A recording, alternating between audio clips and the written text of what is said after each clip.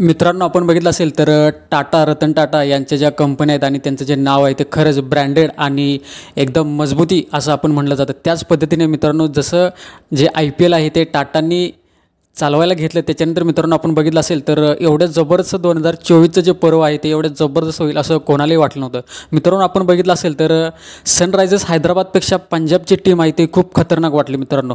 कारण आपण बघितलं असेल तर सनरायझर्स हैदराबादने सुरुवातीला जो 263चा रेकॉर्ड होता तो त्यांनी तोडला. तो आपण बघितलं असेल तर 250च्या वरती 250च्या स्कोरच्या वरती त्यांनी 3 वेळा धावा बनवल्या मित्रांनो.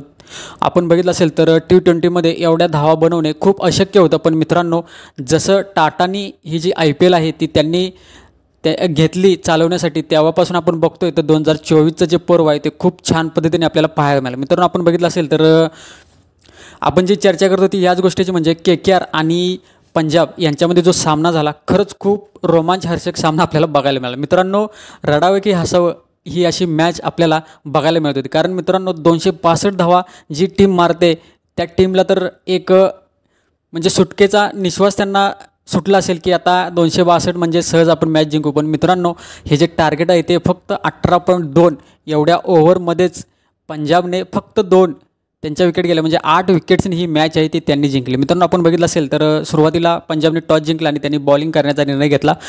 ह्याच्यामध्ये KKRची जी टीम आहे त्यांनी फिलिप सॉल्ट आणि सुनील नारायणने जबरदस्त त्यांनी ओपनिंग साझेदारी केली. फिलिप सॉल्टने 75 धावा ठोकल्या, सुनील नारायणने पुन्हा एकदा 71 धावा ठोकल्या. त्याच्यानंतर व्यंकटेश अय्यर यांनी 39 धावा ठोकल्या.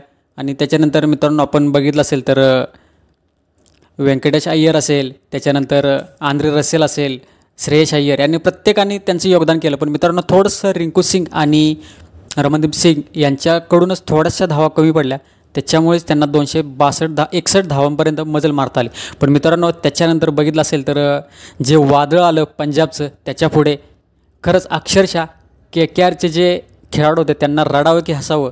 कारण एवढा धावांचा डोंगर बनवला असूनसुद्धा ही मॅच त्यांना गमावं लागली. त्याच्यानंतर मित्रांनो आपण बघितलं असेल तर पंजाबकडून खेळताना जी ओपनिंग साझेदारी प्रविस्मरण सिंग खूप जबरदस्त खेळला मित्रांनो. 20 बॉलमध्ये त्याने 50 धावा ठोकल्या, याच्यामध्ये त्याने 4 चौकार आणि खणखणीत असे 5 षटकार ठोकले मित्रांनो. त्याच्यानंतर जॉनी बेस्टो मित्रांनो, दुसरा वीरेंद्र सेहवाग म्हणजे जॉनी बेस्टो मित्रांनो, खरंच हा एक झोपलेला खेळाडू होता, पण तो मित्रांनो काल जागा झाला आणि त्याने 48 बॉलमध्ये 108 धावा ठोकल्या मित्रांनो. त्याच्यामध्ये त्याने तब्बल 8 चौकार आणि 9 षटकार ठोकले मित्रांनो. त्याच्यानंतर मित्रांनो त्यांचा जो मेन खेळाडू होता शशांक सिंग याने जबरदस्त खेळ केली मित्रांनो. त्याने 28 बॉलमध्ये तब्बल 68 धावा ठोकल्या, याच्यामध्ये त्याने 8 खणखणीत षटकार ठोकले आणि मित्रांनो 262 धावांचा जो 261 धावा त्यांना बनवण्याचं होतं ते त्यांनी सहज असं आपण बघितलं असेल तर 8 बॉल राखून त्यांनी हा विजय मिळवला मित्रांनो. खरंच खूप छान अशी मॅच आपल्याला पाहायला मिळाली आणि खरंच हे जे IPL T20च्या जगात अशी मॅच कधीच झाली नव्हती. ती फर्स्ट टाईम अशी रेकॉर्ड ब्रेक मॅच झाली आणि मित्रांनो असे रेकॉर्ड 2024मध्ये आपल्याला पाहायला मिळतील. तर मित्रांनो, जर व्हिडिओ आवडला असेल तर नक्की लाईक करा, शेअर करा आणि आपल्या चॅनलला सबस्क्राईब करायला विसरू नका. तर लवकरच भेटू नेक्स्ट व्हिडिओमध्ये. तोपर्यंत जय हिंद, जय महाराष्ट्र.